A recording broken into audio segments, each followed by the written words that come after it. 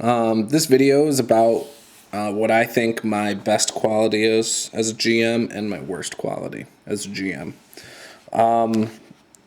We'll start with the worst quality. I think the biggest area I need to improve is my without railroading. I need to work on giving my players hooks. So I need to make it more general, I think. And I'm still working at this. But like when they go into a town, or really it's not even going into a town, it's when they start an adventure without holding their hand, how do they get the information they need for what I've planned or what I have in mind. The reason this has been a problem for me is because my group that I used to run, which was my sister, brother-in-law, and my now wife, they, besides my wife, they needed their hand held a little more. For instance, if I say, okay, you're in a town and you're in a town, you just traveled here from another town for a festival, we'll say. My brother-in-law and my sister would just kind of sit there and not know what to do for some reason, which is odd to me because they've played like role-playing games online, like diceless role-playing type things online. So I would think they would have adapted to that, but they didn't really do real well with that the first few times, which threw me off because I felt like I had to hold their hand. Instead of letting them figure it out as they went, I changed my style, and I think that was a mistake I made. But my wife would be good about trying to figure things out. So anyways, that's the part I need to improve, because I think that has changed the way I ran things, and I need to be a little more open and get better at letting them do their research in a town or whatever, and have ways to give them their hooks without making it very linear and one way to do it kind of thing. So I just need to work on that in many different ways, I guess. My best quality, hang on, let me see what that was. Okay.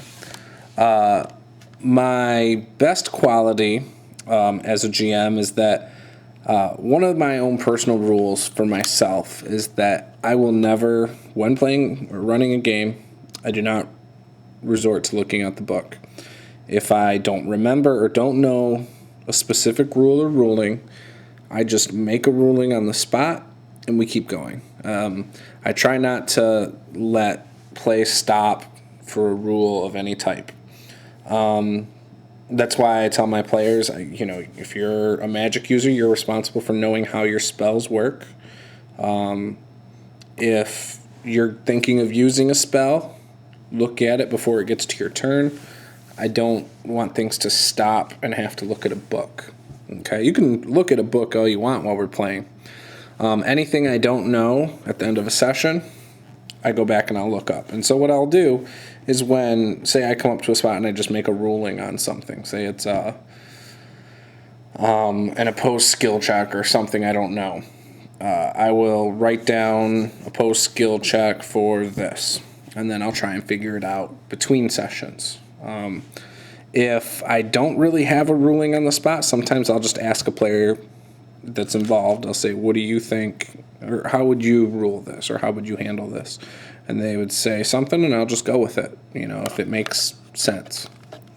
But I try to keep things to a minimum stop, no matter what it is. I try not to look in a book or have the game pause for something related to a ruling.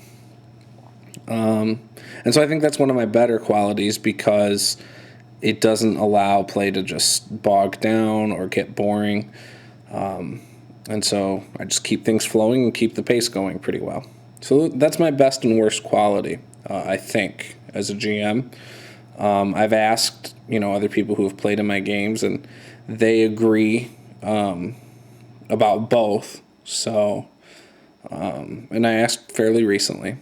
So, yeah, that's it. So, what do you think your best quality is, and what do you think your worst quality is as a GM? I'd like to hear it. If you have any tips on how to improve feeding adventure hooks without holding the player's hands, I'd like to hear that. And